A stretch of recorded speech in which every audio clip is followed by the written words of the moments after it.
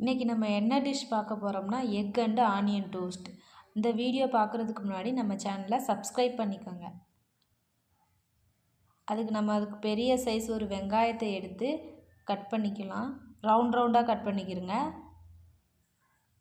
அதை கொஞ்சம் தடிமனாக கட் பண்ணணும். மெல்லிஸாக கட் பண்ணால் அந்த முட்டையை நம்ம உள்ளே ஊற்றுறதுக்கு கரெக்டாக இருக்காது. அந்த ரவுண்டாக கட் பண்ண வெங்காயத்தை ஒன்று ஒன்றா தனியாக பிரித்து எடுத்து வச்சுக்கலாம்.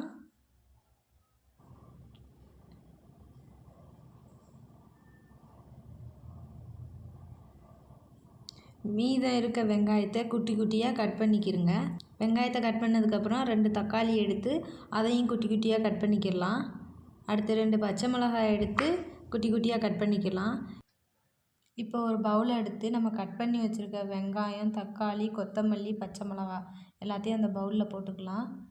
அடுத்து ஒரு 2 முட்டை எடுத்து அதையும் உடச்சி ஊற்றிக்கலாம்.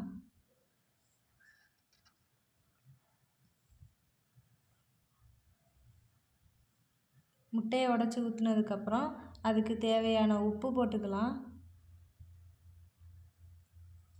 கொஞ்சமாக கரம் மசாலா போட்டுக்கலாம். கரம் மசாலா போட்டதுக்கப்புறம் அதை கொஞ்சம் நல்லா மிக்ஸ் பண்ணிக்கிறங்க. தோசைக்கல்லை அடுப்பில் வச்சு 2 ஸ்பூன் எண்ணெய் விட்டுக்கலாம். நம்ம ரவுண்டாக கட் பண்ணி வச்சுருக்க வெங்காயத்தை ஒன்று ஒன்றா எடுத்து வச்சுக்கலாம். ரொம்ப நேரம் வெங்காயத்தை அடுப்புலேயே வச்சிடக்கூடாது.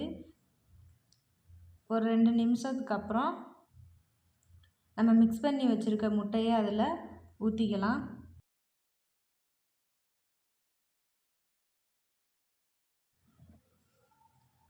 அடுப்பை லோ ஃப்ளேம்லேயே வச்சு வேக விடுங்க.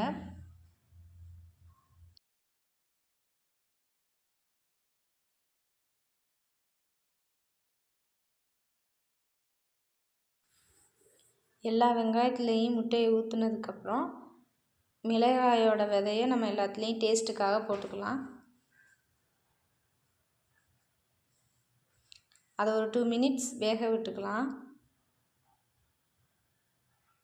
முட்டை வெந்ததும் எல்லாத்தையும் திருப்பி போட்டுக்கலாம்.